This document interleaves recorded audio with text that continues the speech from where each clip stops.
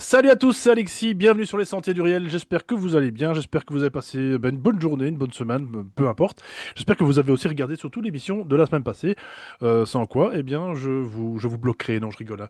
J'espère que vous allez en tout cas tous bien aujourd'hui. Retour de José Bouillon, et oui, eh bien, écoutez, ma foi, il est le bienvenu, et puis même s'il veut, il revient une fois chaque mois, s'il veut, ou tous les 2 mois. On va s'organiser, en tout cas, cette année 2026. On n'est pas encore en 2026, mais voilà, on y est tout doucement, mais sûrement en 2025, affilé à une vitesse grand V comme d'habitude. Vous savez que le temps n'est plus ce qu'il est. Et donc aujourd'hui, on va parler, eh bien, toujours de dark ufologie avec notre cher José Bouillon qui en parle très très bien de la dark ufologie, hein. C'est quand même un petit peu, c'est quand même un petit peu son métier aussi. Et il va nous parler aussi de son troisième bouquin en exclu. Et oui, oui, oui, il y a un troisième bouquin qui arrive, hein, je vous l'avais dit dans l'interview passée. Et aujourd'hui, principalement, alors pas que, hein, vous le savez, avec José et avec moi, on va toujours un petit peu sur des différents sentiers, mais enfin qui sont toujours en corrélation, bien entendu, avec tous les sujets qu'on traite, bien entendu, avec José. Et aujourd'hui, on va parler notamment de Bob Hoskins, qui est quand même le précurseur de l'hypnose, finalement, la révélation des gens qui ont vécu des rencontres du troisième type. Donc voilà, c'est très important ça, un monsieur vraiment qui a vraiment marqué l'ufologie, qui a d'ailleurs déclenché quelque chose. On va en reparler avec notre ami José. Comment vas-tu, José? Très bien, je te remercie depuis la dernière mission qu'on a fait ensemble, Alexis. Et puis, encore merci une fois de ton accueil pour accepter justement, je dirais, sur tes ondes, avec tes auditeurs auditrices ou téléspectateurs, téléspectatrices, la fameuse dark ufologie, donc, qui commence à faire son petit bonhomme de chemin, mine de rien, n'ayons pas peur des mots, hein. Alors, des extraterrestres, entre guillemets, on peut en avoir peur, comme disait Jimmy Gueux, foutez le camp. Tu vois. Donc, je pense que l'émission va être un petit peu aussi sur ce thème-là. Alors, oui, donc je voulais faire cette émission avec toi, notamment, c'est vrai, pour parler de mon troisième bouquin, donc de ma série Zeta Reticuli Project, et puis donc basé toujours sur des enquêtes de terrain. Et pourquoi Bob Hopkins? C'est vrai que tu me tends la perche, parce que Bob Hopkins aussi, ce qu'il faut savoir, c'est que tu es un homme, donc forcément, c'était un artiste new-yorkais, hein, tout d'abord, et donc il s'intéressait à l'ufologie parce qu'il a vécu aussi une expérience de son côté. Bon. Et de fil en aiguille, donc il est devenu ce qu'on appelle hypnothérapeute. Voilà, donc il avait d'ailleurs son process lui-même, j'allais dire qu'il avait guéri avec de nombreuses années et de nombreux témoignages notamment. Et ce qui est intéressant dans les travaux de Bob Hopkins, évidemment, alors d'entrée de jeu, il faut le dire, Alexis, bon, il y a toujours le côté négatif et le côté positif dans l'histoire, hein, quoi qu'il advienne. C'est-à-dire qu'il y en a qui vont dire que bon, ben, ouais, mais bon, les travaux de Paul Hopkins, c'est basé sur de l'hypnotisme, donc sur l'influence qu'on pourra avoir. Certes, il est vrai que, ben, à un moment donné, on peut influencer plus ou moins par rapport à des questions. Mais quand on lit, par exemple, son premier bouquin, d'ailleurs, que j'avais acheté à l'époque, la traduction française, évidemment, dans les années 90. D'ailleurs, honnêtement, c'est un bouquin, moi le premier, mais franchement, qui m'avait foutu les jetons. C'est-à-dire, je n'étais pas rendu à ce niveau d'ufologie, de dark ufologie, moi, où j'en suis évidemment maintenant, tu vois, au bout de 30, un peu plus de 35 ans. Je veux dire, quand tu es minot et que tu lis, et tu as 15-16 ans, que tu lis Bob Hopkins, franchement, tu restes sur le carreau, parce que quand tu écoutes le témoignage, on est loin du paysage fleur bleue, coquelicot et compagnie, hein, mais vraiment, hein. Donc, voilà. Alors après, ce qu'il faut savoir, c'est que euh, ça peut être mis en doute, mais moi, de mon côté, par exemple, c'est quelqu'un que je remets justement aussi en avant dans ce bouquin, parce que, en fin de compte, je me rends compte qu'il avait raison. Peu importe, j'allais dire, on en a parlé un petit peu encore en off, hein, parce que ça nous arrive de discuter un petit peu en off, moi avec qui, c'est vrai, avant de faire les émissions. Et comme on disait, c'est-à-dire que on est, avant d'être français ou belge, on est d'abord des citoyens du monde. C'est ce qu'on a dit, hein, c'est vrai. Bon, voilà. Alors, et donc, et donc, pourquoi je dis ça? Parce que dans les témoignages que j'ai recueillis sur le terrain, moi, eh bien, je me rends compte que ça corrobore aussi des témoignages, par exemple, comme ceux de Bob Hopkins. Alors, tu vois, et moi, je ne le fais pas du tout en hypnothérapie. Tu vois, ce sont des souvenirs plus ou moins conscients que les gens se rappellent. Tu vois, donc, je veux donner une certaine une crédibilité à cet homme-là à un moment donné. C'est pour ça que je rends à César d'entrée de jeu avant de démarrer l'émission, Alexis, tout simplement. Surtout, il a quand même traité énormément de personnes, hein, beaucoup de témoignages grâce à lui quand même qui sont ressortis. Et alors, donc lui, de quelle école il vient en fait, Ah, D'où il vient c'est comme moi, c'est un autodidacte, hein, quelque part. D'accord, d'accord, d'accord. Temps, ce sont des gens autodidactes, hein.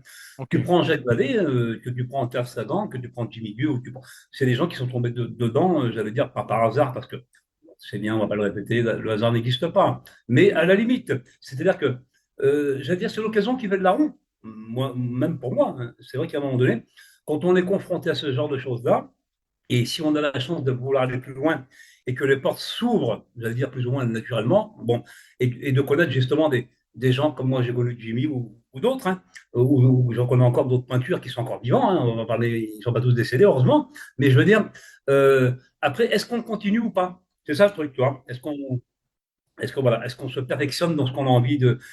D'abord, les premières réponses que je cherchais, moi, elles étaient avant tout pour moi-même, hein. Ben oui, moi, je voulais savoir un peu ce qui m'arrivait, ce qui m'est arrivé à un moment donné. Et puis voilà. Et de fil en aiguille, après, soit on continue, soit on continue pas. C'est tout simple, hein. Mais ce que j'allais dire, c'est que, donc par rapport à Bob Hopkins, oui, oui, c'est ça. Et c'est là où c'est important, c'est qu'il ne faut pas oublier que c'est. D'ailleurs, il avait fait un téléfilm qui était passé sur M6 à l'époque, Intruders, Intrusion, je crois, en français, tu vois. Et c'est même pas la vraie traduction, parce que tu sais qu'ils changent de traduction. La vraie traduction, c'était les envoûtés de l'espace. T'imagines, hein, on est en plein de qu'il faut, hein. Est-ce qu'il y a une affaire sur laquelle il a travaillé, par exemple, qui a été marquante? Il y en a plusieurs, il y en a eu beaucoup, hein. Mais après, bon, je ne suis pas le fer de lance de Hopkins non plus. Mais ce que je sais, c'est que il y a eu des centaines et des centaines de témoignages, ce homme-là.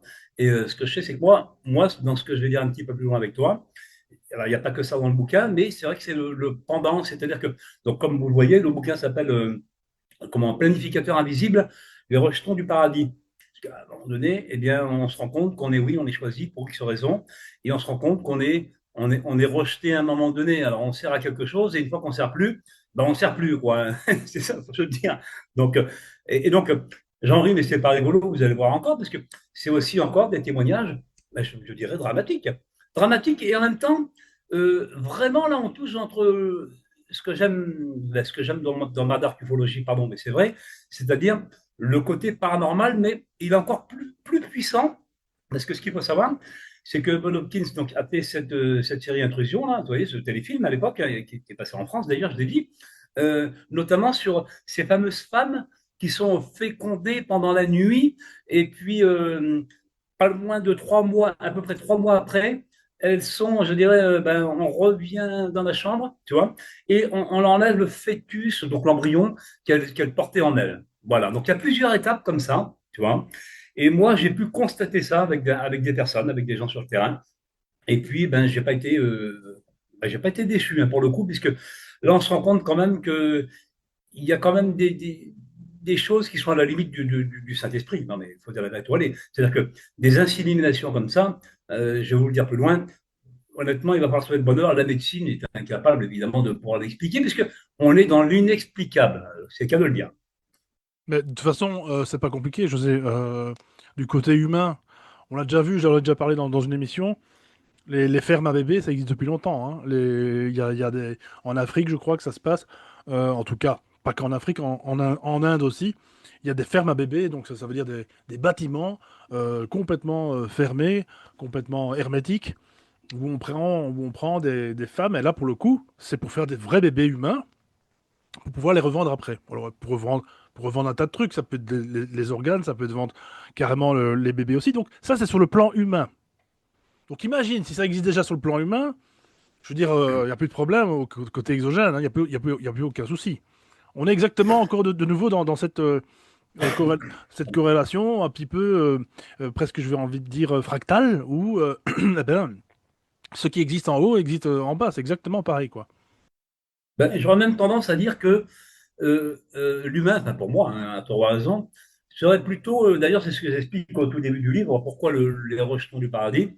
Eh bien oui, au début, je me sers aussi évidemment de tout ce pamphlet, qu'il soit biblique ou autre d'ailleurs, pour expliquer, étayer ma thèse entre guillemets, en tout cas poser mes travaux avec des témoins. Et c'est là où on se rend compte que, évidemment, euh, moi je me suis rendu compte, et il n'y a pas que moi d'ailleurs bien sûr, mais par plein de choses. Notamment, on peut parler tout d'abord, avant d'aller dans le dur des témoignages, c'est ce que j'ai au tout début, c'est-à-dire que vraiment l'ADN, c'est vraiment quelque chose d'exceptionnel, mais je pèse mes mots.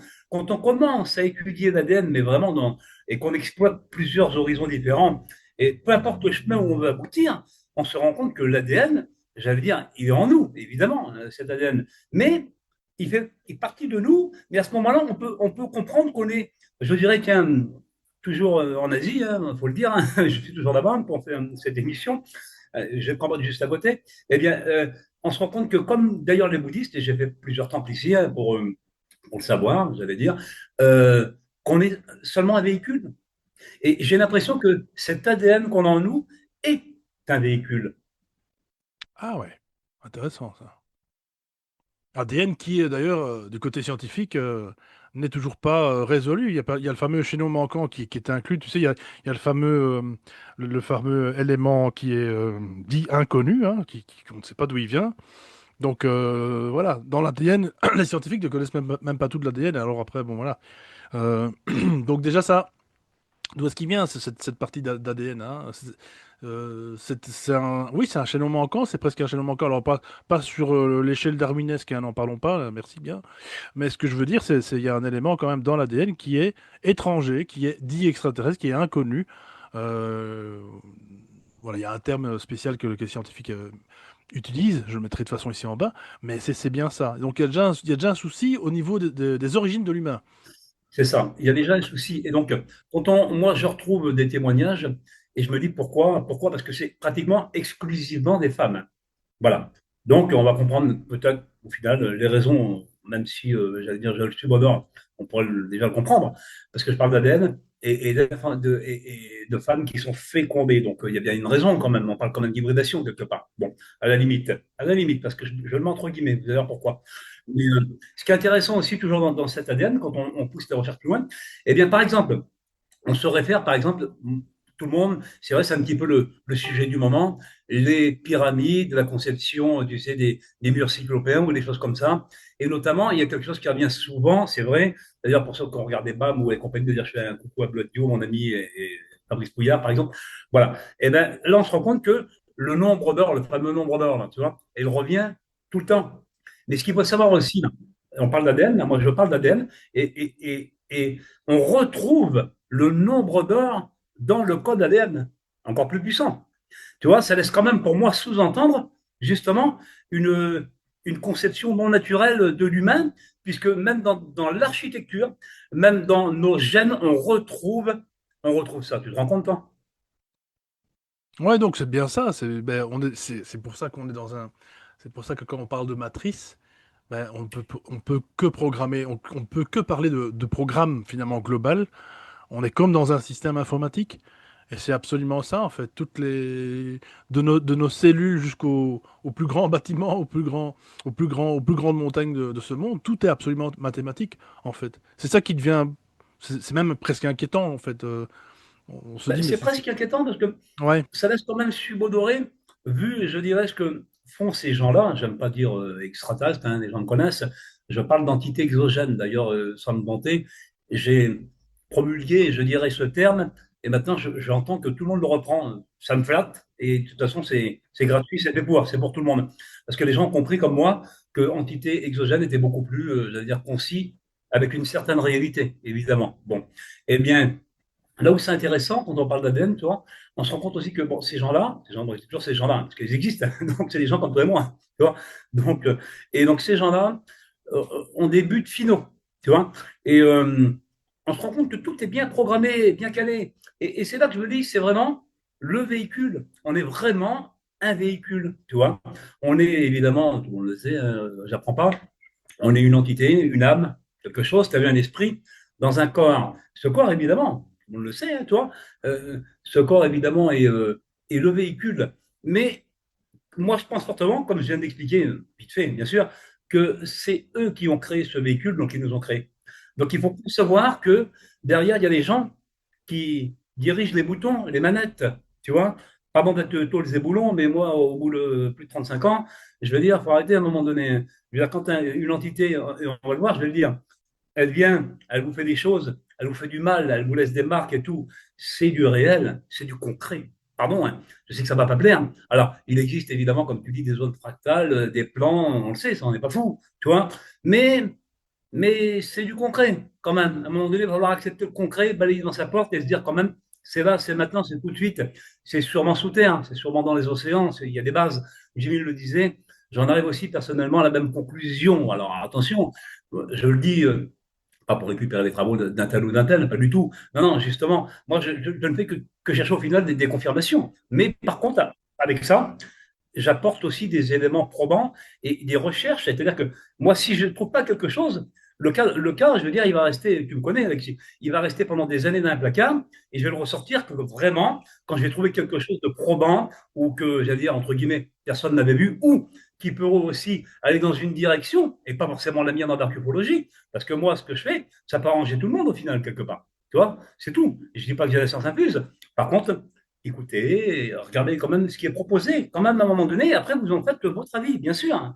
Mais c'est important parce que je me fais quand même, et je le dis tout dans toutes les émissions, je me fais quand même le défenseur de ces gens-là, bien sûr. Donc à un moment donné, je ne peux pas trahir leur confiance qu'ils m'ont apportée. Vous savez, quand une femme vient vers vous, c'est difficile. Moi, je ne suis pas son mari, je ne suis pas son petit ami, je ne suis pas, tu vois ce que je veux dire, je ne suis pas son fils. Tu vois, quand on vient me confier des choses, je dirais, plus ou moins intimes, il faut quand même avoir une femme assez courageuse en face de soi pour confier toutes ces choses-là, vous voyez, à un inconnu, un étranger. Et c'est pour ça que voilà, je les remercie déjà pour leur confiance, ça c'est évident, Alexis. Et c'est très très bien ce que tu dis parce que c'est ce que je dis depuis des années sur cette émission, c'est que c'est une enquête perpétuelle en fait. Et c'est une enquête où il doit y avoir une armoire géante avec plusieurs tiroirs, avec plusieurs compartiments dans lesquels chaque info est importante. Je dis bien à chaque fois, chaque info est importante. C'est comme ça d'ailleurs que les flics font quand ils font une enquête un peu compliquée, un peu complexe de meurtre ou que sais-je, une vraie enquête quoi. Ils prennent toutes les possibilités et puis ils les éliminent au fur et à mesure et puis ils en arrivent à une conclusion qui, en général, aboutit à une arrestation, etc. Ça, on sait. Mais c'est ça, en fait. Ce que tu dis, c'est vraiment ça, c'est avoir une armoire, mettre des compartiments. Tiens, aujourd'hui, ça ne me parle pas, mais je trouve ça intéressant. Et on le ressortira au moment où, eh bien, ce sera opportun, au moment où ce sera cohérent aussi avec nos trouvailles du futur, hein, puisque voilà, en fait, la recherche, elle est perpétuelle et elle est surtout à remettre en question à chaque fois. Et un vrai enquêteur, en fait, c'est ça. C'est pouvoir se remettre en question à chaque fois. Dire, tiens, j'ai cru ça, ah maintenant je constate que non, ça colle pas. Je vais donc aller sur un autre sentier et aller voir un petit peu ailleurs et voir effectivement, voilà, si je vais trouver des infos importantes et intéressantes. Euh, Aussi, il y a un truc que je voulais aussi rebondir par rapport à ce que tu disais, par rapport à ces entités qui s'intéressent aux femmes, eh bien, qu'il y a aussi un film dont je mettrai le nom en dessous parce que je me souviens plus du titre, mais un film à voir et à revoir, un film où cette femme se fait posséder de A à Z, alors du début à la fin. C'est un film vraiment creepy, comme on dit en anglais, vraiment qui est vraiment qui vraiment fait peur. Toi, tu m'en parleras d'un autre juste après d'ailleurs.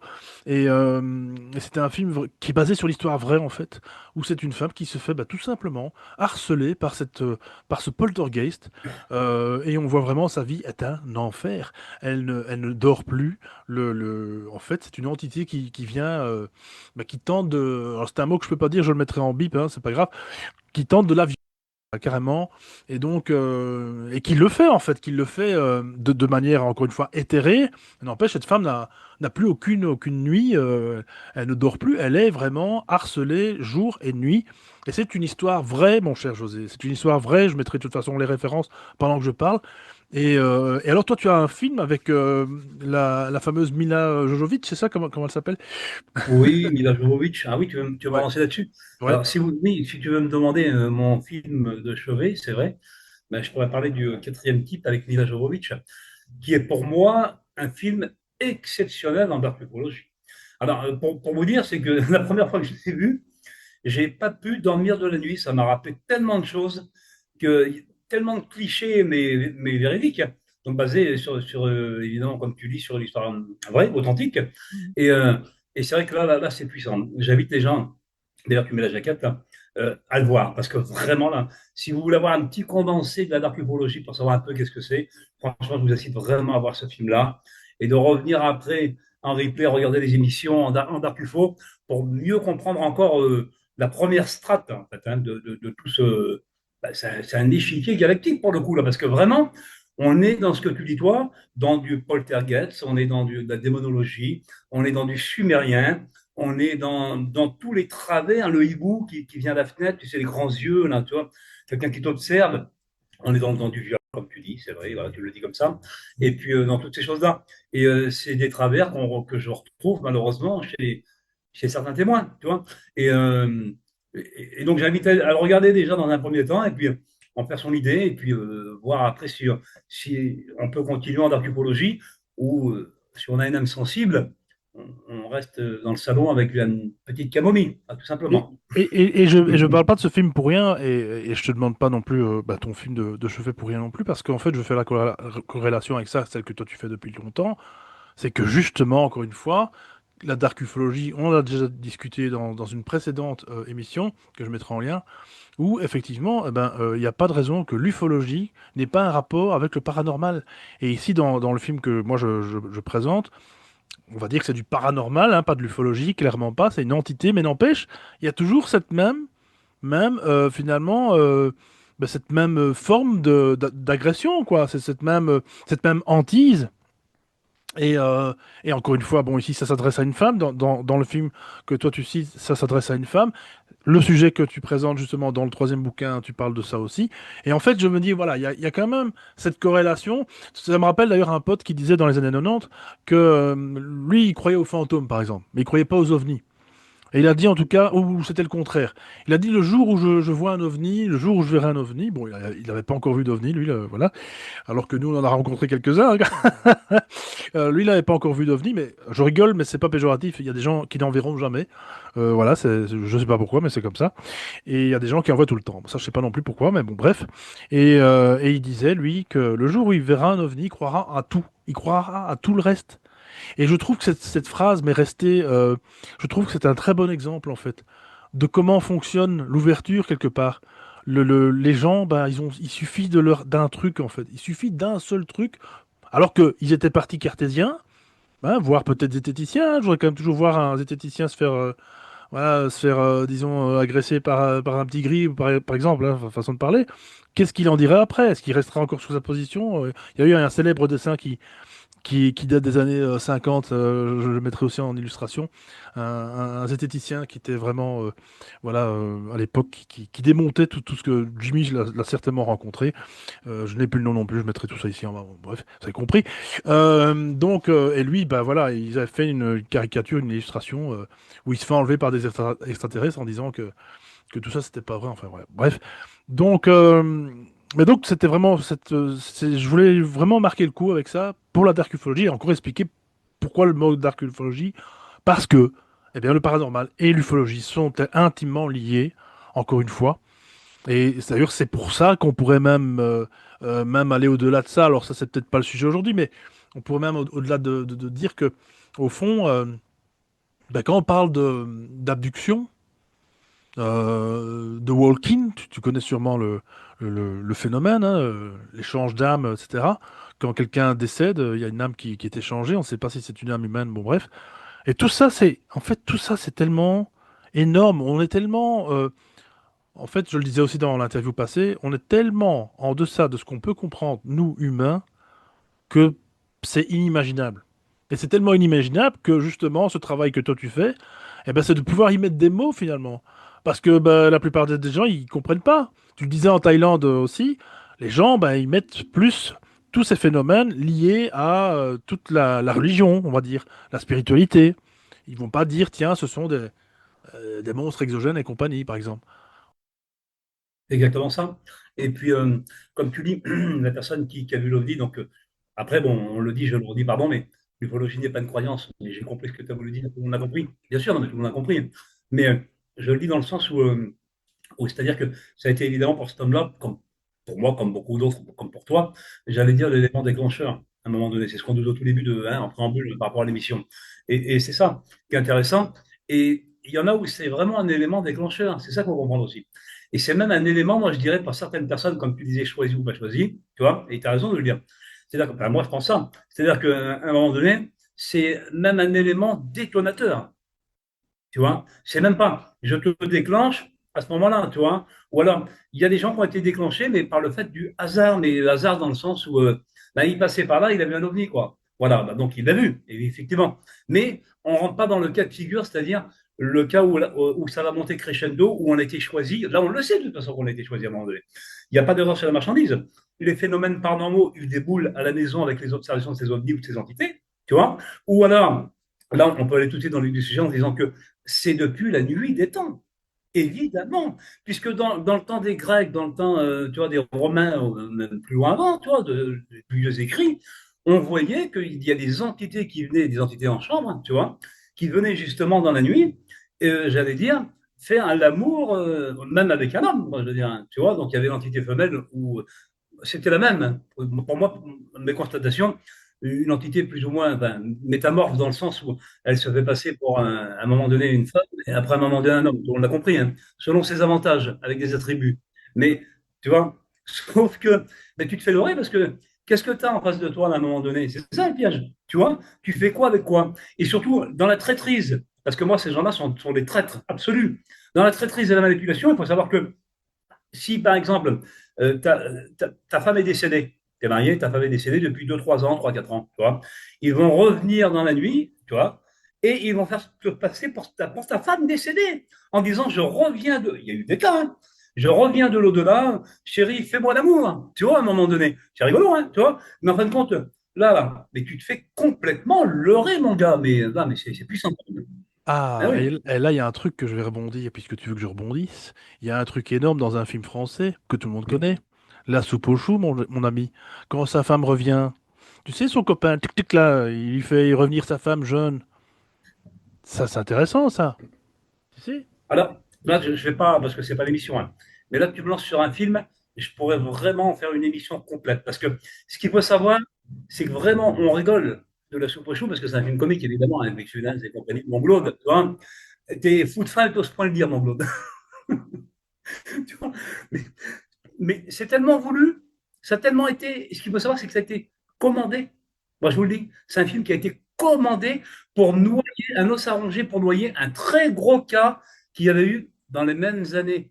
Tu vois? Et ça, faut le savoir, ça. Moi, je vous le dis. Intéressant, Voilà. ça. Donc, comme quoi, comme tu dis, l'influence du cinéma, qu'il soit, j'allais dire, hollywoodien ou même français pour le coup, je vous Absolument. laisse tu vois, mûrir tout ça. Mais il faut bien regarder que derrière, c'était une commande pour noyer le poisson. Et c'est vrai. Donc, et donc, tout le monde, toute la France entière a rigolé. Même moi, tout le monde est exceptionnel, c'est rigolo. Tu vois. Mais le vrai but, il n'était pas là. Tu vois. Donc, c'est intéressant ce que tu dis. Et c'est vrai que quand tu regardes bien la soupe aux choux, il y a des éléments, donc je ne spoilerai pas, je ne vais pas le dire pour l'instant, pardon, mais parce qu'en plus, c'est une contre-enquête que je fais, en vérité. Et donc, et donc ce film-là rentre absolument dans cette contre-enquête. Et il y a tous les codes, comme tu le laisses sous-entendre, et justement, tu l'as vu, toi, tous les codes d'un cas français qui a eu, il y a, tous les codes ont été mis dedans, mais en version comique. Ça, c'est vrai. Magnifique. Magnifique. Eh ben, dis donc, là, j'en ai un chair de poule. On en reparlera. On en reparlera. Très intéressant. Alors, alors, oui, alors ces femmes, alors comment est-ce que tu as étudié sur ces femmes, toi, directement, ou est-ce que tu as pris Alors, des... j'ai Comment ça se plusieurs passe? cas. Oui, Là, j'ai sorti un bouquin, le oui. troisième, parce que j'essaie de faire un peu plus ou moins des thèmes, bon, pas tout mélanger, quoique, bon, c'est pas possible, parce que c'est tellement varié. Mais j'essaie quand même d'avoir une série dans mes travaux. Et puis voilà, après, si j'ai un certain nombre de cas, je peux me permettre d'essayer au moins d'avoir quelques conclusions, ce qui est normal. Bon. Et là, j'ai une série donc de souvenirs dans ce bouquin-là. Je crois que je présente 6 femmes, 5 ou 6 femmes, tu vois. Et j'en ai un peu plus, toi, même beaucoup plus. Et parce que bon, comme tu dis, j'aurais débordé. Mais non, non, là où c'est intéressant, donc même je peux même parler du premier cas. Et donc le cas d'Hermine qui habite dans le 44, donc du côté de Nantes, hein, je dirais pas la commune exacte. Eh bien, c'est pareil. C'est une femme, par exemple, je vais prendre cet exemple-là, tu vois, il est cité dans le bouquin. Et c'est une femme, par exemple, qui ne peut pas enfanter, qui ne peut pas avoir d'enfant, tu vois, parce que pourquoi? Elle s'était fait ligaturer les trompes. Quand on se fait ligaturer les trompes, on ne peut pas enfanter, tu vois.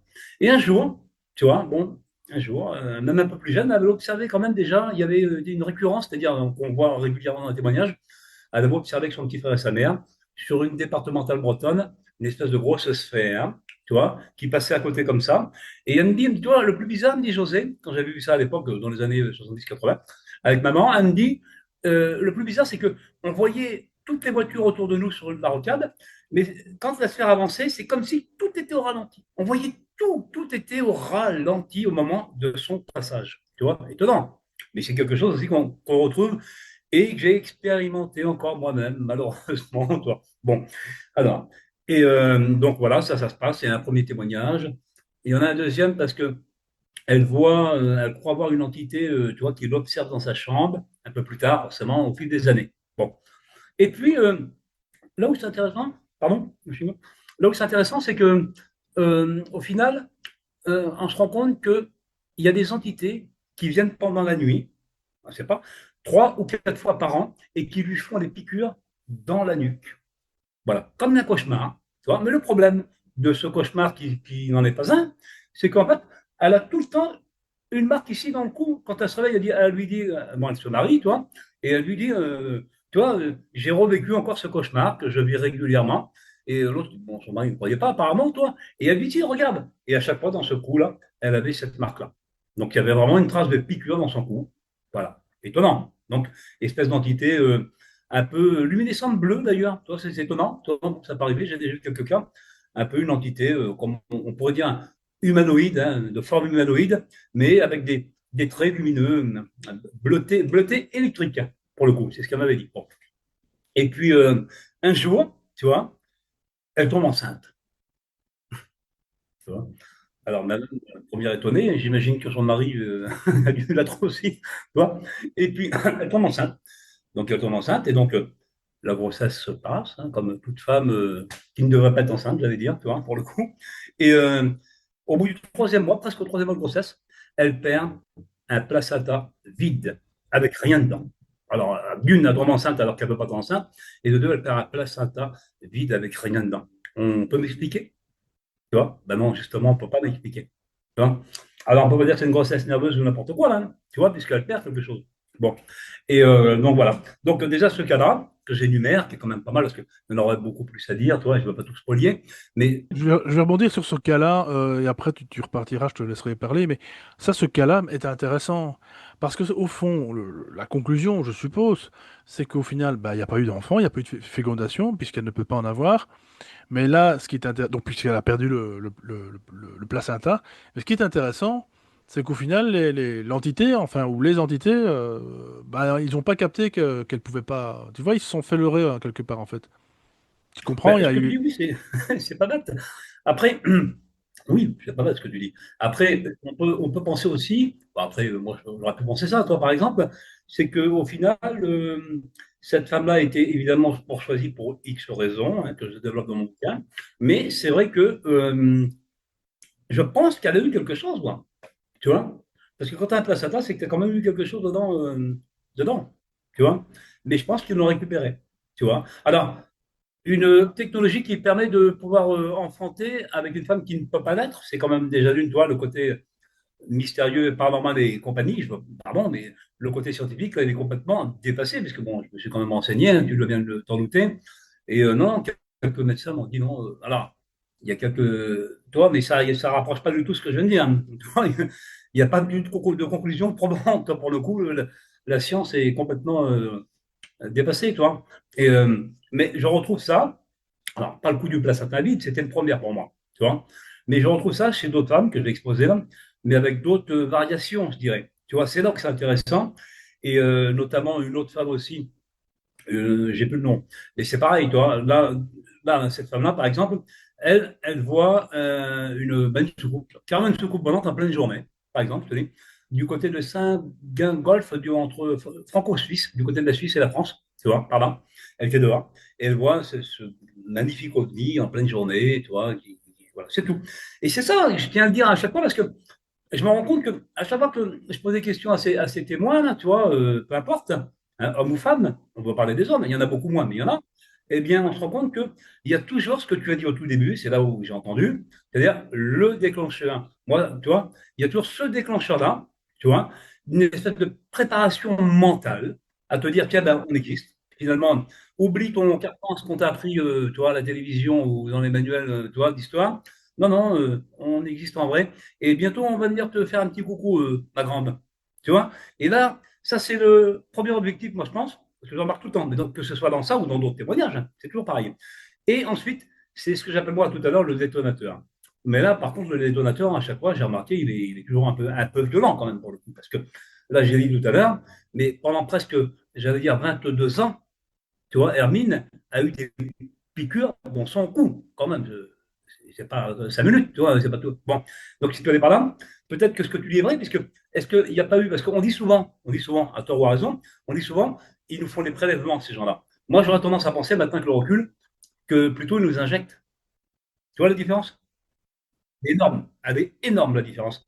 Dès l'instant où on se dit, bah non, mais moi je suis allé dans la soucoupe ou ailleurs, ou je ne sais pas, je me suis réveillé sur une table, et il me prenait, tu vois, il me prenait les ongles. Tu vois, il y avait un genre de petit coupe-ongle. Il me prenait des petits cheveux, des petits trucs. Il prenait. Et il y a toujours la fameuse prise de sang. Elle arrive toujours à la fin, moi j'ai remarqué cette fameuse prise de sang. Et tu te rends compte que la prise de sang, mais il n'y a jamais personne qui a dit, tiens, j'ai vu le tube de sang quand ils l'ont pris dans la piqûre, le sang. Jamais. Jamais personne. Tu vois? Alors, j'aurais plutôt tendance à la fin, oui, il faut mine de prendre des ongles et tout ça, parce que c'est un leurre, hein, tout le monde l'a compris, moi le premier. Et à ce moment-là, on t'injecte. C'est très intéressant ce que tu dis, parce qu'encore une fois, je peux rebondir là-dessus aussi, c'est que je me demande si tout d'un coup, en fait, bon, peut-être que tu es au courant, tu sais, l'étude de la Tartaria, peut-être que tu connais un petit peu, comment ça se passe. Il y a eu cette hypothèse, plus qu'une hypothèse. Moi, je pense que là, on est rentré dans quelque chose d'assez grave. C'est tout ce qui est, notamment, tu sais, il y a eu ces fameuses cartes postales que j'ai diffusées un jour sur une émission d'Enigma Mundi. Ces cartes postales du début du siècle passé, dernier, hein, donc 1900, un petit peu avant la Première Guerre mondiale, en fait. Et on voit des représentations donc de plusieurs enfants, hein. Ce sont des enfants photographiés, et c'était un montage, c'était un artiste qui a fait ça. Et on voit plusieurs bébés dans des choux. Tu sais, on dit toujours les bébés qui naissent dans les choux et compagnie. Mais il n'y a pas que dans les choux, ils sont dans des trains, ils sont en train d'être transportés vers un ailleurs. Ils sont aussi, notamment, ils surgissent d'une rivière. Et il y a plein d'enfants, et ce sont des cartes postales, voilà, qui étaient peut-être destinées à, voilà, de manière artistique, comme on le ferait maintenant, peut-être un peu surnaturel, pourquoi pas, avec des cigognes qui apportent notamment des bébés. Donc on est quand même dans une représentation de la natalité à foison. Alors pourquoi alors on avait il y a une théorie qui dit que c'est une sorte de propagande pour que les naissances reprennent, parce qu'il y a peut-être une baisse de natalité en France, hein. C'est vraiment des cartes postales françaises, hein. Et tout ça avant la Première Guerre mondiale, ça n'a pas trop de sens, enfin bref, puisqu'on sait qu'il y a beaucoup de gens qui vont décéder. Et là où je veux en venir, parce que j'y viens, hein, c'est comme la dark ufologie, comme tu as très bien dit dans l'émission passée, c'est que quid du clonage? Puisque ces cartes représentent plein de bébés, on, on- on- on- on suppute, disons, que le clonage est apparu à foison, en tout cas de manière, encore une fois, détournée avec ces cartes, en montrant que finalement, puisque la Tartarie explique qu'il y a eu le grand reset, hein, dans les années 1800, 1700, etc., il y a eu un grand reset. Et à ce moment-là, comme il y avait une perte de population, il fallait repeupler tous ces espaces vides. Tu vois? Et alors, quoi de mieux que d'utiliser le clonage, en fait? Ces cartes font penser à ça. En tout cas, je vous invite à aller voir l'émission, chers auditeurs, vous comprendrez mieux. Mais ce que je veux dire ici, c'est, voilà, pourquoi prendre des prises de sang? Pourquoi prendre des bouts d'ongles? C'est de l'ADN, on en revient à l'ADN. Donc on en revient à un programme de clonage. Et pourquoi est-ce qu'il y a un programme de clonage? Est-ce qu'il y a un grand reset qui va arriver? C'est pas une question que je te pose, José, c'est pas une question au piège, hein. C'est une supposition intéressante par rapport à ce que tu racontes. Pourquoi est-ce que ces aliens, ces entités, on va dire ça, ces exogènes, j'adore ça, s'intéressent-ils à notre ADN à ce point-là? Bon, c'est une question globale, c'est pas une question, toi, José, que je pose. Maintenant, si tu as un élément. Alors, bien sûr, hein, ben, là, en étudiant ces cas-là, c'est la première question que je me suis posée, évidemment, Ah puisque oui. c'est l'introduction de mon bouquin. Donc, tu vois, j'y réponds plus ou moins quand même, c'est vrai. Alors après, j'ai aussi, je dirais, une finalité à tout ça, parce que j'aime bien, on n'est pas obligé de conclure non plus, hein, quand on fait des enquêtes de terrain, on peut poser ça, puis on fait un, voilà. Mais bon, j'ai un défaut, c'est que j'essaye de chercher plus ou moins quand même la vérité, en tout cas de m'y rapprocher. Pardon. Donc oui, j'ai des conclusions, bien sûr. Alors, j'ai pas fini le cas de la Moselle, donc j'ai plus de nom, mais ça va m'en dire pardon. Et voilà. Donc à Saint-Gingolf. Mais je vais quand même rebondir juste avant, parce que là, ce que tu as dit, c'est quand même extrêmement intéressant. Ce qu'il faut savoir aussi, moi, ce que je sais, hein, les gens qui connaissent un petit peu tout ça le savent d'ailleurs, mais ils ne savent pas dans le sens de le dire. Pardon, mais c'est vrai. Parce que à un moment donné, Travis Walton, que j'ai la chance aussi d'avoir un ami sur Facebook, c'est mon ami, hein, tu vois, mais bon, on a la chance de pouvoir côtoyer certaines personnes et discuter avec eux de temps en temps, hein, tu vois, je crois savoir, Alexis. Et donc, pourquoi je dis ça, pardon? C'est que lui, Travis Walton, donc il a été kidnappé, tu sais, dans les Appalaches, avec les bûcherons, enfin, on connaît le toin-toin. Bon, sauf que, ce qu'il faut savoir, parce que tu parles de film, apparemment, il était un petit peu déçu de ce qu'on avait fait à Hollywood, puisque c'était pas tout à fait fidèle à la reconstitution de ce qu'il avait vraiment vécu. Mais attention, quand il dit ça, cet homme-là, je le connais un tout petit peu, quand il dit ça, toi, il dit pas ça dans le sens fleur bleue. Non, il dit dans le sens que je vais vous dire encore autre chose qui n'était pas dans le film, en fait, tu vois, mais que lui, il dit, tu vois, mais que les scénaristes, ils n'ont pas voulu le mettre dedans parce que c'était trop violent. C'est-à-dire que quand il s'est retrouvé dans cette ovni-là, ou ailleurs d'ailleurs, hein, parce qu'on dit ovni, c'est encore autre chose, hein, tu vois, bon, à la limite. Eh bien, quand il s'est retrouvé là, bon, qu'est-ce qu'il a vu? Il a vu des espèces de tubes, moi, ce que j'appelle des tubes à incubation. Tu vois, des espèces de tubes, là, comme dans des formoles. Tu sais, quand tu peux aller. J'ai visité des musées, d'ailleurs, à Paris, ces fameuses anomalies, tu vois. Je suis allé visiter ça parce que pour voir les fœtus de malformation. Et par rapport à moi, ce que certaines photos, certaines personnes m'avaient montré pour voir si ça tenait ou pas. Bon, en fait, non, ça ne tient pas, non. Hein, c'est pas, on n'est pas dans toi, une malformation humaine. C'est différent, franchement. Bon. Et bien, qu'est-ce qu'il dit, Travis? Il dit une chose importante. Il dit, j'ai vu, il dit, il y avait dans ces tubes d'espèces de bocaux, toi, il y en avait des centaines, il y avait des fœtus d'espèces d'enfants entre l'homme et l'humain, toi, avec une grosse tête, toi. Et ça, on en a vu des tonnes et des tonnes.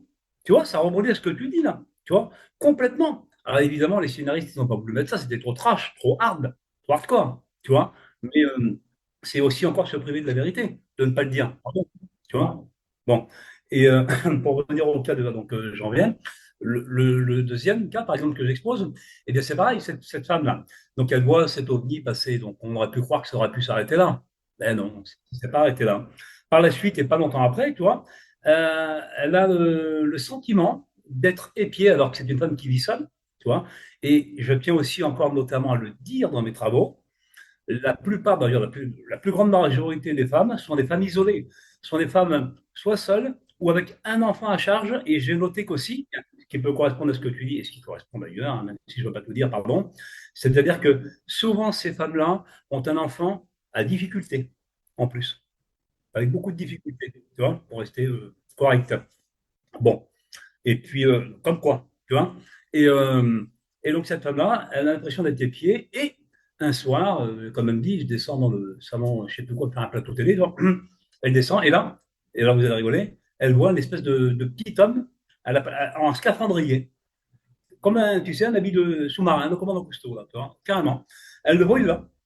Donc, tu as des pétrifiés, tu as des choqués, toi, qu'est-ce que c'est que ça, tu vois.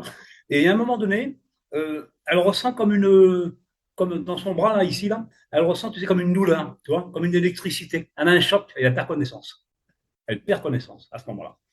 D'ailleurs, le lendemain, je le dis avant d'être loin, parce que sa maman qui était venue le lendemain, parce que vous allez comprendre pourquoi, eh bien, figurez-vous qu'elle a pris une photo, elle m'a envoyé la photo. Si tu vois l'hématome, il est monumental, il est immense, tu vois. On leur a dit, quoi, après un coup de masse, un coup de marteau dans le bras, carrément, quoi. Tu vois le truc, hein. Bon, à la limite.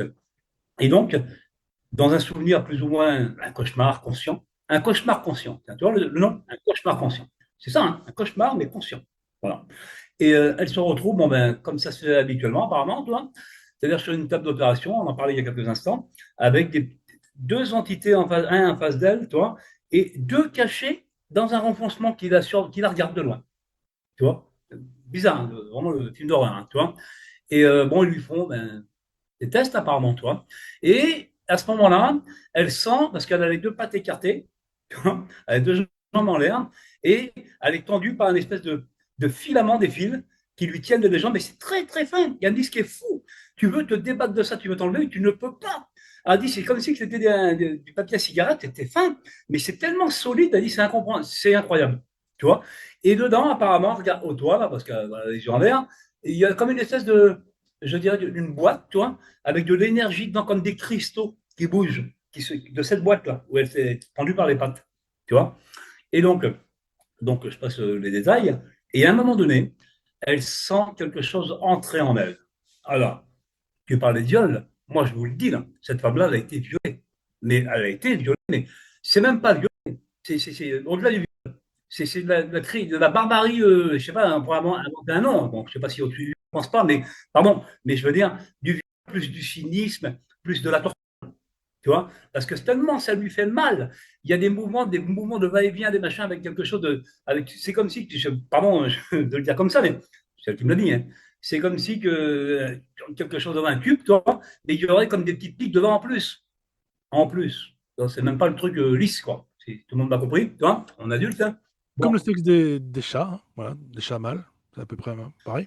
Et donc, voilà. Et à un moment donné, cette entité, toujours télépathiquement, qui la regarde en haut d'elle comme ça, tu vois, qui est au-dessus, un plongeon, tu vois, hein, un travelling à l'américaine, parce que on Ouais, peut le ouais. dire comme ça, tu vois.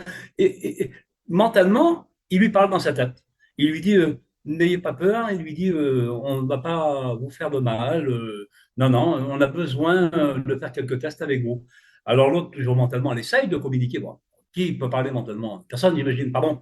Bon, elle essaye, en tout Pas cas, quand tu souffres en plus, pas quand tu souffres, quoi. c'est ça. Et elle lui dit pendant un moment, mais j'ai mal.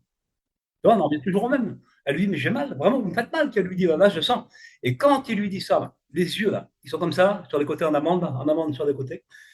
Tu as l'impression que, comme s'il y avait une double pupille, là, et qui s'écarte encore plus grand, là, et il lui fait encore plus mal. C'est-à-dire que, tu vois, le cynisme, à un moment donné, Adidas, c'était plus je lui disais que j'ai mal, plus il me faisait encore plus mal. Alors, elle dit, bon, moment, j'oublie de lui dire que j'avais mal. Ah oui, tu vois, incroyable, hein. Tu vois, le degré de cynisme, on le voit ça hein, dans les témoignages. Hein. Tu vois, et donc, euh, et donc, ça se passe tellement à la malle, on en perd conscience carrément. Ah oui, on en perd conscience. Elle se réveille, pardon de le dire, mais c'est de la dark UFO, puis c'est un témoignage réel. Elle se réveille dans ses draps, ça s'appelle les draps couverts de sang. Couverts de sang. Ah oui, parce qu'en fait, moi, c'est ce que je pense. On lui dit, tu vois, qu'elle est kidnappée dans un vaisseau, puisque ça aurait pu être la soucoupe volante qu'elle a vue peut-être 15 jours ou un mois avant.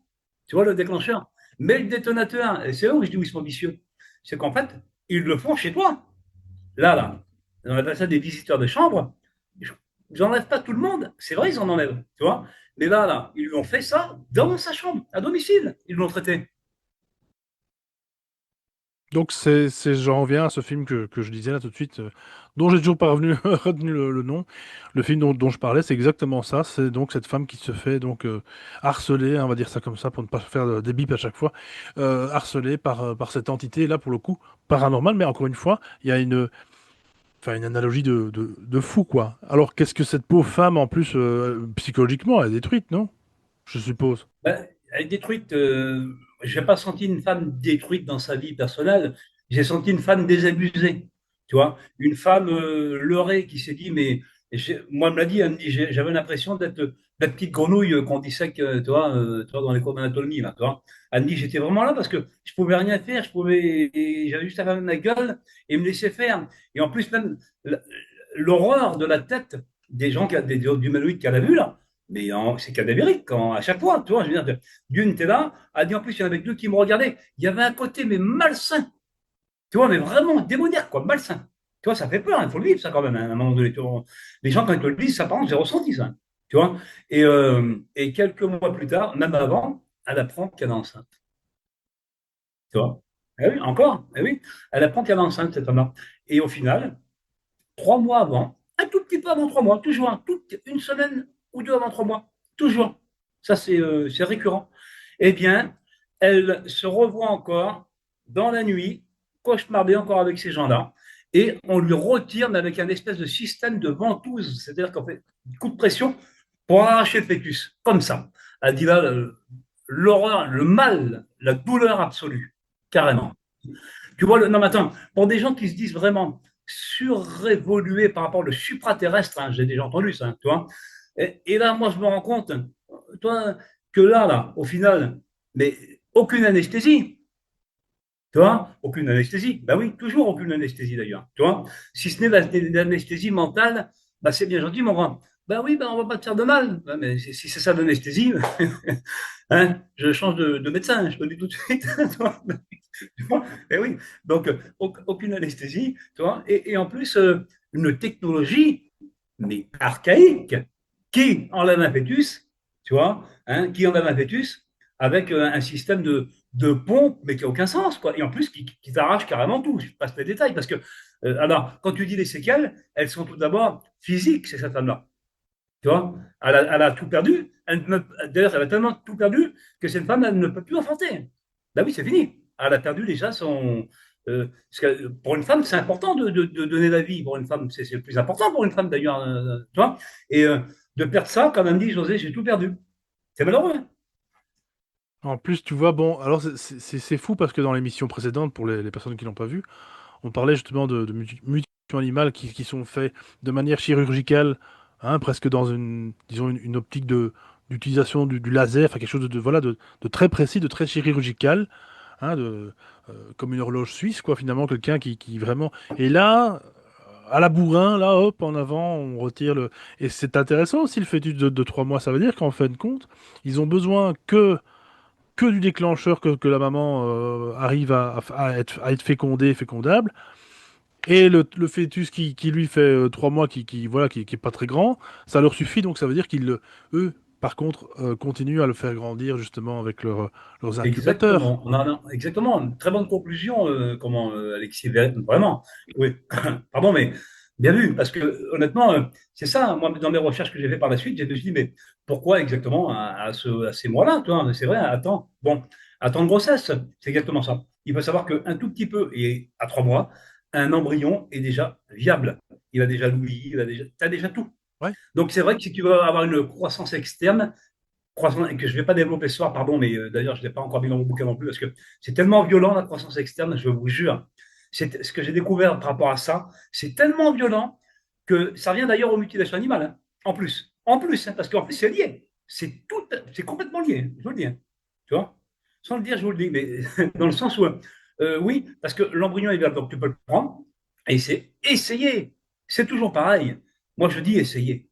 Je dis pas, par contre, la réussite pour moi n'est pas chez ces gens-là. Parce que s'il y aurait une réussite, moi je vous le dis, il y a longtemps qu'on l'aurait vu, qu'on aurait pu l'avoir, la réussite.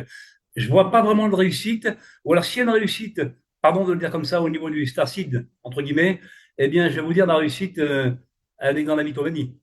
Tu vois, je vous le dis tout de suite, elle est dans la mythomanie. Parce que c'est un plan, c'est comme des commandos, quoi. Ils arrivent chez toi, tu es choisi, tu es une femme, tu vois. Ils vont me dire pour X ou X raison que je connais, que je ne vais pas développer, mais je connais, c'est la vérité. Parce que maintenant, je sais très bien qu'il y a certains motifs qui font que bah, c'est plus facile d'aller chez cette femme-là que plus celle-ci, par exemple. Ce qui est d'une logique implacable, hein, en plus. C'est ça le pire, hein, tu vois, c'est qu'en plus, c'est pas le hasard. C'est-à-dire que tout est programmé, c'est vraiment un service ultra commando dans le sens où tout est calculé.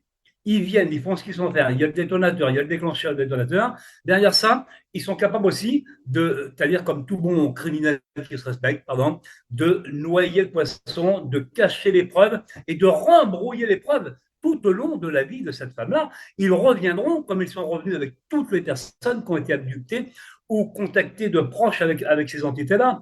Parce que derrière ça, tout le temps, à un moment donné, il va falloir que si un jour, parce que c'est humain, c'est tellement on vit une souffrance, donc on essaie de l'exprimer à un moment donné. Alors, elle s'exprime à travers moi parce que je suis d'arcufaudal, tu vois, mais elle aurait pu très bien le faire au sein de sa famille ou des connaissances futures.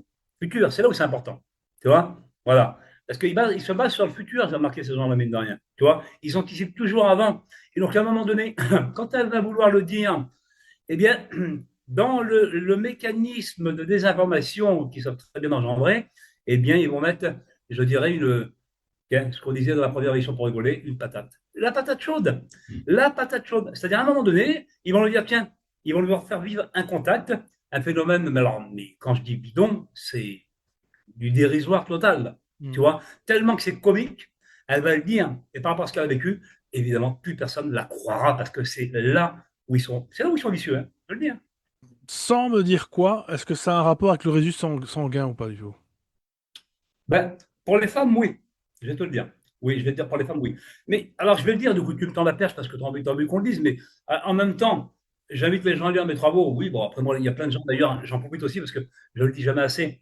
Comme c'est sur mon réseau social, par exemple, sur mon groupe d'archéologie, les Amis de Bouillon, ou ailleurs, tu vois, c'est vrai que, non, mais franchement, voilà, je tiens quand même à les remercier. C'est pas du tout, tu sais, le truc dans le sens du poil. Non, non, parce qu'ils ont quand même beaucoup de courage pour quand même absorber, essayer d'analyser et de prendre ce que je dis, toi, de ce que je montre surtout, parce que je ne suis pas juste un parleur, j'essaie quand même de démontrer ce que je dis, ou, toi, c'est quand même mieux. Et donc, je vais encore le démontrer avec ce que tu dis, parce que je peux le dire. C'est-à-dire que là, oui, toutes ces femmes-là sont, j'allais dire entre guillemets, les meilleures, ont les meilleures ovulations au monde. Ce sont les meilleures, pardon, je veux dire, on en comique, on rigole un peu, hein, parce que c'est assez lourd, hein, toi. C'est-à-dire, j'allais dire, pour faire une comparaison avec des poules, c'est les meilleures pondeuses. Ben oui, madame, vous êtes les... Eh oui, Jean, je prends ma responsabilité. Oui, c'est pas la mienne. Ben, ben oui, c'est les femmes qui ont le meilleur taux d'ovulation au monde. C'est ça. Alors, c'est pas trop l'origine sanguine non plus. Non, non, c'est vraiment corporel, tu vois. C'est pas trop avec le sang non plus. Tu vois, on pourrait le mettre dedans, mais sans plus. C'est vraiment, voilà, le taux d'ovulation les plus fécondes. Alors, c'est sûr que si tu veux essayer, entre guillemets toujours, de faire ce qu'on appelle une hybridation, tu vas aller tout de suite vers ce genre de femme. Alors, mesdames, on sait bien que vous n'êtes pas des poules, mais ce que je veux dire par là, c'est que oui, au final, méfiez-vous de ce que je dis dans le sens où si vous êtes vraiment à un taux d'ovulation supérieur à la normale, moi je vous dis que vous avez beaucoup plus de chances de subir, malheureusement pour vous, ce genre de choses, ce qui est une pure réalité.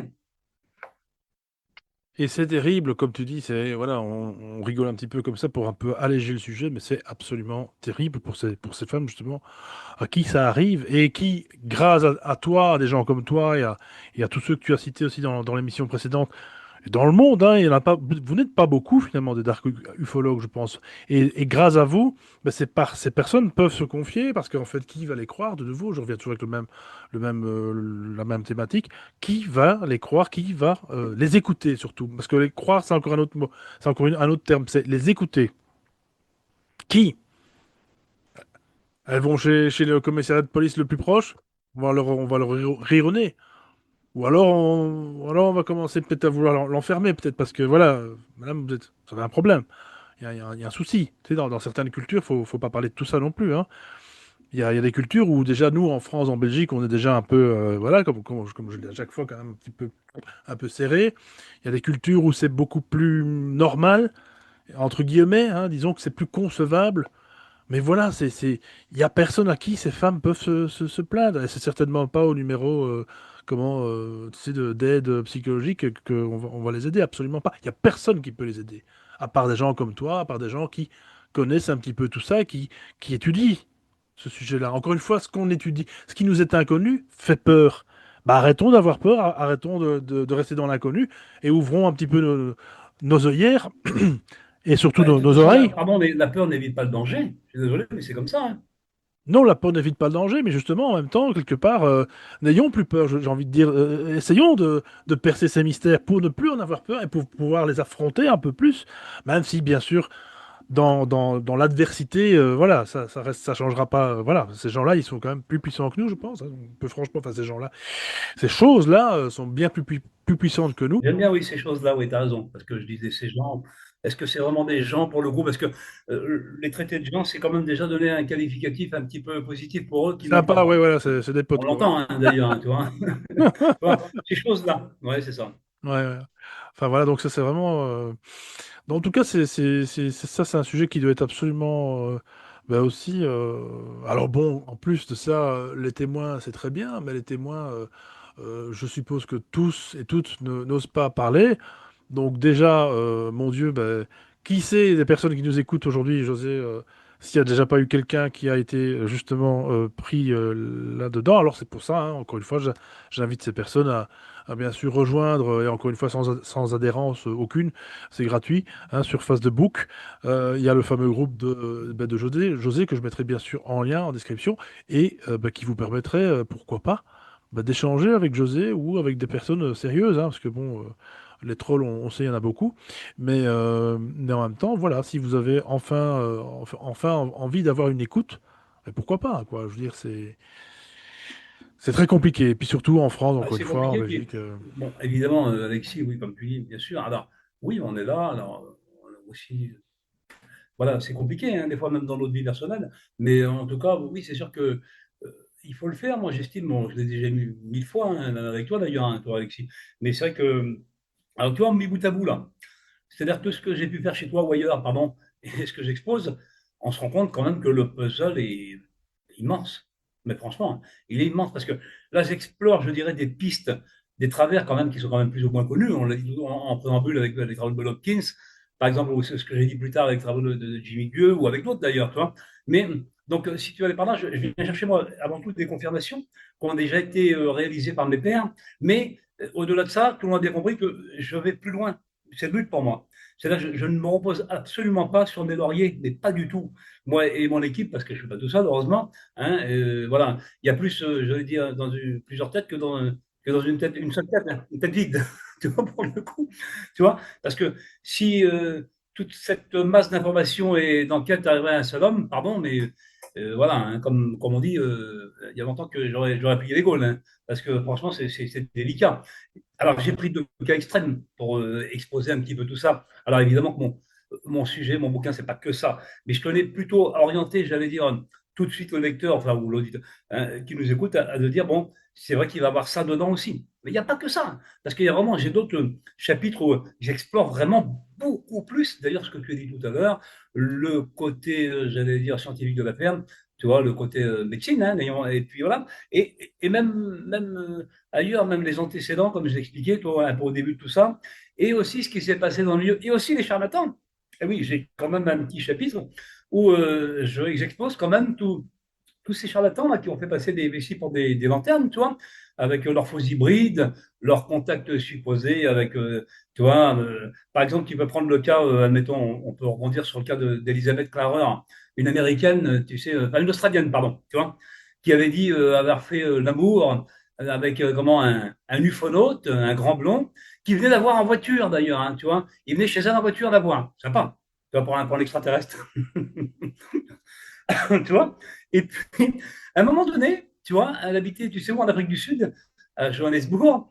Et à un moment donné, il y a un journaliste, d'ailleurs, ça a été sa seule et sa dernière entrevue. Vous allez comprendre pourquoi. Puisque, bon, au bout d'un moment, Elisabeth Traoré, ça fait du bruit en disant que, bon, pourquoi pas, elle écrit un bouquin en plus, tu vois, qui peut se retrouver. Et elle dit, voilà, bon, donc, j'ai vécu les choses, pardon, avec cette entité, cet extraterrestre, là, toi. Et de temps en temps, ben, il vient me rendre visite. Il lui dit, ben, comment le journaliste, pourquoi pas? Il dit, mais est-ce que vous avez une preuve de ce que vous affirmez, madame? Mais oui, tout à fait, qu'elle lui dit. Regardez cette belle plante, il vient de me l'apporter. Alors, il se trouve que la plante, en faisant quelques recherches, elle faisait partie de la famille des fougères. Toi, c'est pas, c'est pas très extraterrestre pour le coup, toi. Et puis, non, pas trop, hein. Et au final, à moins qu'il pousse des fougères sur Vénus, peut-être, tu vois. Bon, et puis au final, ça a été sa dernière interview. Elle a été prise la main dans le sac, c'est ce que je veux dire. À un moment donné, le mensonge, le masque est tombé, tu vois. Moi, quand je parle du masque des anges, ce qui lance ma série de mes travaux d'ailleurs, tu vois, euh, je dis bien le masque des anges, mais les anges, ça peut être aussi des êtres humains, ça peut être aussi votre voisin, vous voyez ce que je veux dire? C'est ça, on dit ange et démon, hein. Pardon de le dire comme ça, mais à un moment donné, c'est là où on se rend compte, parce que je me rends compte que bien sûr, c'est métaphorique, mais quoique, parce que je me rends compte que ces entités, comme on l'a dit tout à l'heure, ils venaient enfanter, ils venaient violer des femmes ou des hommes en se faisant passer pour leur conjoint, et même pire que ça, tu vois. Donc, ils revêtissent des masques comme ça les arrange. Tu vois, mais c'est vraiment ça. C'est comme ça les arrange.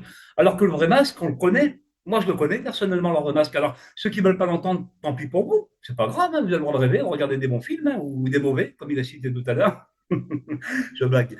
Mais non, non, parce que très bon film, évidemment, parce que euh, plus proche de la réalité, j'allais dire, que les vaisseaux de l'espace cachés derrière le Soleil, avec, tu vois, le cristal et gna gna gna. Pardon, mais là, c'est de la guignolerie, je vais le dire comme ça. Tu vois, c'est un petit terme que j'aime bien. C'est de la en barre. Guignolerie en barre, pour rester poli.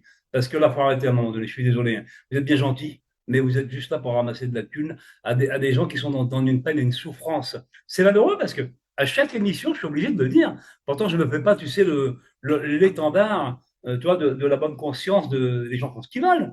Mais je veux dire, moi, quand j'étudie ces choses-là depuis X années, et j'en ai encore plein à vous dire, c'est ça le pire.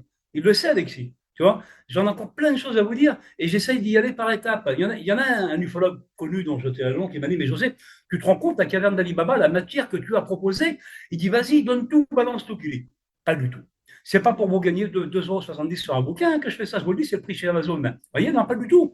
Pas du tout. C'est pas parce que vous n'êtes pas intelligent et que vous ne pouvez pas comprendre, bien au contraire. Vous voyez, c'est parce que c'est comme ça. Il y a des strates. Moi déjà, j'ai été, j'allais dire, éduqué.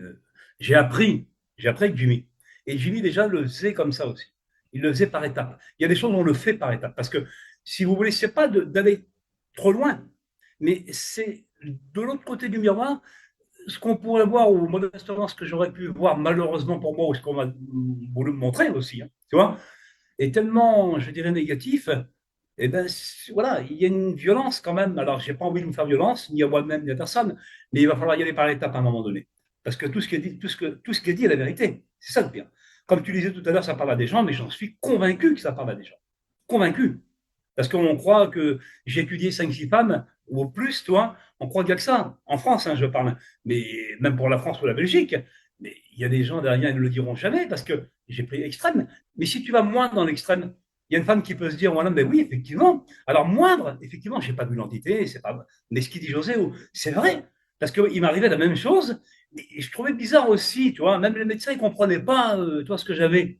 Mais c'est ça. Il ne faut pas chercher plus loin. Il y a un moment donné, je suis désolé, c'est tout, c'est comme ça, il n'y a pas d'erreur sur la marchandise. Vous vous êtes fait leurrer, mais ce n'est pas de votre faute, c'est pas de notre faute. Alors qu'est-ce qu'on peut faire dans l'histoire, tu l'as dit? Qu'est-ce qu'on peut faire si ce n'est que de le démontrer et de le prouver, d'essayer de le dire? C'est tout. Voilà. Si ça peut casser un peu la machination de ces choses-là, eh ben pourquoi pas, pourquoi pas? Et je pense que c'est à ça que servent ces émissions, José, c'est à ça que sert un livre, c'est à ça que sert une émission, quelle qu'elle soit, c'est de pouvoir, eh bien, et dans n'importe quelle thématique, presque envie de dire, que ça résonne avec l'auditeur, que ça résonne avec la personne avec qui, encore une fois, je le répète, ne sait pas de quoi il en retourne, à qui en parler, etc. Et comme dit José, on est de toute façon nous ne sommes pas non plus des prêtres religieux dans la confidence, on ne sait pas aider tout le monde non plus, mais il faut quand même se renseigner, encore une fois, la connaissance nous délivrera, tu le sais très bien. Donc, euh, donc je pense que voilà, il faut pas rester ignorant par rapport à ça, il faut pas rester dans son coin. Pouvoir oser en parler, alors encore une fois, pas à n'importe qui, puisqu'on le sait très bien, ça peut être dangereux hein, d'en parler à n'importe qui, hein, bien sûr. Ça peut se retourner contre nous. Hein. Dans la grande secte que vous connaissez tous et toutes, on n'est pas à l'abri voilà, de se faire, disons, de se faire finalement, comme les petits gris finalement, de se faire, de se faire abducter par des humains par contre. Hein. Là, les humains, ils sont très forts pour ça aussi. Côté médical surtout, voilà, ils sont très très forts pour ça. Ils peuvent abducter n'importe qui, eh ben, paraît un petit peu, un peu starbé, un peu fou. Donc finalement, voilà, vaut mieux pouvoir en découdre hein, finalement avec tout ça un petit peu et puis essayer ouais, de pas rester dans son coin, de ne pas avoir peur non, d'une pipe. Je le répéterai jamais assez. La peur vous soumet à ces entités-là au premier rang. Voilà, donc arrêtez d'avoir peur. Faites une barrière, un barrage, un bouclier, tout ce que vous voulez. Prière ou pas prière, c'est comme vous voulez. Ben, faites barrage à tout ça. Et on en reparlera, mon cher José. Donc, ce bouquin qui sort, comme tu l'as dit, alors, je sais pas si tu veux rajouter quelque chose. Le bouquin, il sort bientôt, là, en fin décembre, normalement, si tout va bien. C'est ça, hein. Alors si tout va bien, parce que peut toujours avoir des retards, ça Oui. peut être retardé, évidemment, comme d'ailleurs comme le premier, tu vois, on le sait, on en a Ouais, le discuté premier, ouais, ouais, en ouais, ouais. présentation. Premier. Et, mais normalement, non, si tout va bien, je dirais, il y en a certains blocs que juste avant les fêtes de Noël, normalement, tout va bien. Je devrais pouvoir le sortir. Voilà, parce qu'on a toujours des petites choses à rajouter. Vous savez comment on est. On se dit, tiens, j'aurais pu mettre ce cas-là que j'ai en plus de côté ou pas. Bon, voilà. Bon, après, il y a un moment donné, il faut se décider. Il faut se dire, bon, je lâche le bébé. Sinon, tu sors jamais le bouquin, quoi, à un moment donné, C'est hein. le C'est cas ça de le le problème. dire, oui, c'est ça, voilà. Mais après, bon, il n'y a pas que ça non plus. Mais je tiens à dire quand même que le leitmotiv, c'est quand même ça, parce que c'est quand même basé sur des enquêtes de terrain. Ouais. Et ce qui me permet aussi derrière de faire de pouvoir des recoupements et d'aller beaucoup plus loin de ce qu'on vient de dire aussi par rapport à ça. Et d'entrer aussi dans les témoignages, vraiment. C'est-à-dire, moi, je le dis modestement, tu me connais Alexis, mais j'étais le tout premier à faire ce qu'on appelle le ressenti avec les témoins. Voilà. Maintenant, je sais que c'est quelque chose qui se fait. Et tant mieux d'ailleurs. Moi, j'ai aucun problème avec ça. D'ailleurs, tout ce que je laisse, j'espère laisser quelque chose dans ma vie, Ouais. c'est-à-dire que le peu de travaux que j'ai fait, que j'ai entrepris, que quelqu'un le reprenne, ou même encore, même maintenant d'ailleurs, c'est pas interdit, hein, parce que on reprend toujours les travaux des gens qui sont décédés. Moi, j'ai repris les travaux de Jimmy quand il était vivant, tu vois. Oui, et bah c'est mieux quand la personne est vivante, je trouve. Ça a beaucoup plus de crédit parce que quelque part, on est à ce moment-là, on est. C'est comment le nom là adoubé, c'est ça? Quand on est un peu adoubé finalement par la personne qui est vivante et bah on a son approbation finalement, un peu de continuer de. Et la personne, si elle n'a pas un ego démesuré, bah elle va être fière en fait d'avoir servi à ça, d'avoir servi à une espèce d'héritage, de personnes qui s'inspirent en tout cas, pas reprendre copier-coller, hein, ça c'est pas intéressant, de s'inspirer en tout cas des travaux et peut-être d'une méthodologie aussi, qui est propre à chacun, hein. Toi, tu as ta méthodologie à toi, Jimmy avait la sienne, etc. Hopkins aussi, là, voilà, on a tous une méthodologie propre à soi, mais qui a été soit inspirée par d'autres, soit qui est nouvelle, et à ce moment-là, qui apporte quelque chose, et c'est ça qui est intéressant. Rester dans son coin, ça ne sert à rien, on le sait très bien. Donc voilà. Mais en tout cas, c'est important. Et je trouve que voilà, en France, en tout cas, encore une fois, en France, eh bien, je pense que tu es un des rares, parce que je sais même pas si en Belgique ça existe, pour te dire, hein, donc, et dans d'autres pays, mais bon, bref, ou alors ils sont vraiment très discrets à ce moment-là. Mais non, non, c'est. Bah, tu l'as dit au tout début tout à l'heure, et c'est vrai. C'est-à-dire que les dark ufologues, dans le monde entier, puisqu'on se connaît entre nous, Bah oui. on a la même mouvance, on est sur le même état d'esprit et le même chemin, tu vois, de recherche de vérité. Donc, et on fait le même taf, on est des enquêteurs de terrain. Ouais. Si on est 5 vivants à travers le monde, je pense que c'est le maximum, hein, honnêtement. Hein. Ouais. Honnêtement. Mm. Honnêtement. Ouais, c'est dommage, c'est dommage. C'est vrai Ah, que. et on l'a dit dans la émission d'avant aussi, pardon, Alexis, mais ça coûte aussi. Oui, bien Ça coûte. entendu. Un Quand on voit que déplacement. tous ceux, ben oui, tous ceux qui sont décédés et qu'on a repris aussi le chemin de ces gens-là, quand on voit qu'ils sont tous morts de morts plus ou moins non naturelles et violentes, tu te poses quand même des questions. Ah ben, il faut le dire à un moment donné. Je veux dire, bon, voilà, hein, c'est pas évident. Alors après, il y en a plein qui m'ont dit bravo José, t'es courageux. Je suis pas plus courageux que vous. Sauf qu'à un moment donné, moi, c'est malheureux, je vais le dire comme ça, mais la mort, il va falloir que je la prenne en pleine face. J'ai pas le choix. Je veux pas mourir, comme tout le monde. Mais s'il faut la prendre en pleine face, je l'ai déjà dit, je préfère mourir debout. Et je mourrai debout, je vous le dis, moi. Il n'y a rien à faire contre ça. Et ce que j'ai dit, c'est posé, c'est comme ça. Voilà, vous en faites ce que vous voulez. Mais en tout cas, je vous l'aurais dit. Voilà, que ce soit aujourd'hui ou demain. Voilà, je comprends. Bah, j'ai essayé d'arrêter plusieurs fois la chaîne. Comme tu le sais, bah, j'y arrive pas parce que finalement on me reprend à chaque fois. Une chaîne piratée, puis une chaîne qui revient, voilà, bah, ça s'invente pas. Je crois que c'est vraiment le clin d'œil de la vie pour dire, ben non, reviens, mec. Donc voilà. Donc je continue aussi. Je crois que c'est une sorte de sacerdoce. Je pense que c'est beaucoup plus fort que nous, en fait. C'est beaucoup plus fort que nous. C'est inexplicable. On peut pas. En plus, ça nous rapporte que dalle, hein. Je veux dire, autant dire, on a beaucoup plus d'heures de travail que d'apports financiers en retour, voilà. Et encore une fois, voilà, on le fait pas pour l'argent. Enfin bon, voilà, à un moment donné, faut quand même être honnête aussi, hein. Faut quand même payer les factures aussi, pouvoir se déplacer comme toi tu fais. Voilà, moi, payer mon électricité, etc. Et des logiciels. Mais bref, tout ça pour dire, on le fait, c'est plus fort que nous. C'est un amour en fait. C'est un amour pour toutes ces recherches. Alors autant si tant est qu'on peut parler d'amour, hein, parce que c'est quand même quelque Ah, chose. si, si, on peut le dire. Moi, personnellement, moi, je peux dire que si j'aime pas mon prochain, honnêtement, hein, non, vraiment, si j'aime pas mon prochain, je le fais pas. Vraiment. Non, mais c'est vrai, hein, c'est con, hein. Mais non, c'est pas con parce que, et c'est un homme qui vous le dit. C'est dans le sens, un homme, tu vois, un homme du monde, comme on l'a dit tout à l'heure. Et, euh, et non, je le fais vraiment pour ça. Vraiment parce que j'essaie de nous laisser une chance, malgré que j'en vois pas beaucoup, honnêtement, les chances. Mais j'essaie enfin, pour mon prochain, j'en laisse une en tout cas. Comme tu l'as dit, premièrement, c'est une écoute, parce que je suis pas marchand de tapis. Et deuxièmement, si je peux apporter quelque chose, et au moins la personne me dit, au moins si tu me dis pourquoi ils sont venus, au moins ça m'enlèverait déjà une petite épine du pied. Ben, au moins ça, je peux le dire, ça. Modestement, je peux apporter ça, j'apporte ça. D'ailleurs, j'étudie avec les gens exactement pourquoi les antisés sont venus, tu vois, ces choses. Et pourquoi ils le font? Parce que là, on parle de ça, mais il y a plein de plans, hein, je vous le dis. Il n'y a pas que ça. Il y a les plans, on pourrait dire un bateau, façon de parler, hein, de s'exprimer. C'est-à-dire que je vérifie de mes pairs, comme j'ai dit tout à l'heure, pour remettre en avant et donc pour avoir des confirmations. Mais vous pouvez bien douter qu'au bout d'un moment, je suis personnellement lu beaucoup plus loin que ça dans les plans.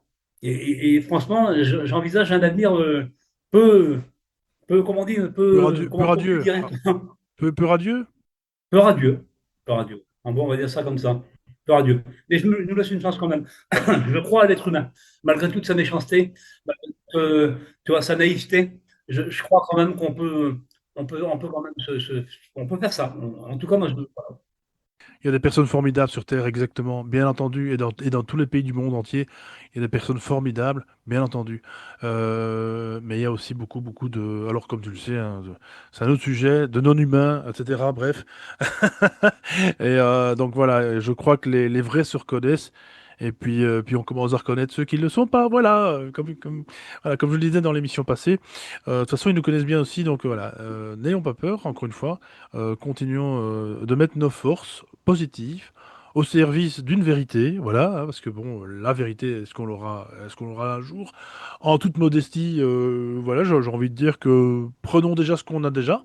Maintenant, si on peut avancer, continuer à éclaircir un petit peu bah, ce grand brouillard dans lequel on est, eh ben, c'est pas plus mal. Soyons des lumières, hein, comme dirait l'autre. Voilà, soyons fêlés, ça laisse passer la lumière, paraît-il. Donc voilà, ça, on l'est Jimmy déjà. Dieu Hein. appelait ça les chevaliers de lumière. Eh J'aime ben bien, voilà, j'aime. voilà. Jimmy. Et en plus, je l'ai pas fait exprès, il faut que je te le dise, ça, José. Les Sentiers du réel, eh ben, je ne savais pas que Jimmy Gay avait fait un bouquin qui s'appelle Les Sentiers de... je sais plus quoi. Je vais le mettre ici, tiens, c'est pas grave. Oui, attends, ça va m'en venir. Ouais, je vais le Les, trouver. Les Sentiers invisibles. les sentiers invisibles, voilà. Eh ben, je savais pas qu'il avait fait un bouquin qui commence par les sentiers. Donc, quelque part, j'ai été guidé par Jimmy depuis le début. On peut le dire ça comme ça. Et puis, voilà. Puis moi, je l'ai découvert un petit peu sur le tas, malheureusement, en 2002, en 2003. Ah, il venait juste de décéder. Et mon cher José, parce qu'en plus, José, Jimmy, tu m'excuseras, même première lettre, J, hein, voilà, c'est pas rien. C'est que l'année prochaine, 2026, si tu veux, on fait une émission spéciale centenaire de Jimmy. Il aurait eu 100 ans le 19 mars 2026, puisqu'il est né en 1926. Et donc, ça me toucherait de faire une émission spéciale à son sujet, si tu veux bien, avec quelques anecdotes, etc. Ce que tu peux, voilà, ce que tu peux partager, bien sûr. Hein. Et ce serait vraiment sympa de faire ça, un bel hommage. Et j'ai envie de dire une émission sur son année, sur sa date de naissance, et non pas sur la date de sa mort, parce que ça fait plaisir à qui on sait. Donc, j'ai envie de dire, célébrons eh bien, le siècle de Jimmy. Voilà, si tu es d'accord, ça me ferait vraiment plaisir, voilà, et Ah oui, on bah, au pourrait faire contraire, tout ça ce pourrait qui faire. peut, je dirais, ramener la mémoire de Jimmy, parce que on parle beaucoup, pour moi, j'estime qu'on est des enfants de Jimmy, hein. Exact, absolument. Il y a beaucoup de gens qui le sont d'ailleurs, et On pourrait même l'appeler comme ça, hein, les enfants de Jimmy. les enfants de Jimmy, j'adore. Bah écoute, le titre est pris, le titre est fixé, c'est bon, on est déjà dans le futur. Mais écoute, vraiment, José, merci infiniment. Je sais pas si tu veux rajouter quelque chose, bien sûr, il y a toujours moyen de rajouter quelque chose. Je crois que c'est même pas une question à poser à José, parce que il y a toujours quelque chose à rajouter, il n'y a pas de problème. Mais c'est passionnant et c'est très dark. Hein, ça, c'est clair que voilà, c'est pas du bisounours, on le sait. Puis c'est pas le but. Alors, José, l'avantage avec moi, c'est que on a cette légèreté, on peut un petit peu, parfois un petit peu plaisanter avec certains sujets, parce que bon, voilà, à un moment donné, c'est comme dans le personnel médical, le personnel des pompiers, voilà, j'invente tous des métiers qui sont vraiment pas faciles au jour le jour. Ces gens-là, c'est humain, ils ont besoin de rigoler au boulot, et ils ont besoin de se détendre un petit peu, sinon, voilà, on devient complètement fou, quoi. Donc ici, le but est de rester quand même la tête sur les épaules, les pieds sur terre, la tête dans le ciel, voilà, comme disent les alchimistes. Et puis donc, on manquera pas de mettre de toute façon le lien du livre ici bas dans la description, bien entendu, dès qu'il sera de sortie. Hein. Puis on aura peut-être l'occasion d'en reparler aussi, bien entendu. Mon cher José, voilà. En tout cas, très belle émission, beaucoup d'infos. Voilà, je trouve que sur une petite heure, là, une bonne petite heure, oui, une heure quart, il y a pas mal d'infos, vraiment, et voilà, ça lésine pas sur l'information avec José, ça c'est le moins qu'on puisse dire. On ne vous fait pas perdre votre temps, voilà. Temps précieux, oh mon Dieu. José, bah, je sais pas, je te laisse la, les paroles de fin, la parole de... À bientôt, tout simplement. À bientôt, tout simplement. Bah, José, grand merci. Je mettrai de toute façon le lien du groupe Dark Ufologie, bien sûr, dans la description. La chaîne de José, hein, qui n'est plus trop alimentée, je pense aussi, mais je la mettrai quand même, bien entendu, parce qu'il y a plusieurs quand même vidéos à voir. Et donc, encore une fois, on vous dit à tout bientôt, la semaine prochaine, pour une nouvelle émission. D'ici là, portez-vous bien et ayez surtout les yeux ouverts. Voilà, ciao, bisous, salut, ciao, ciao.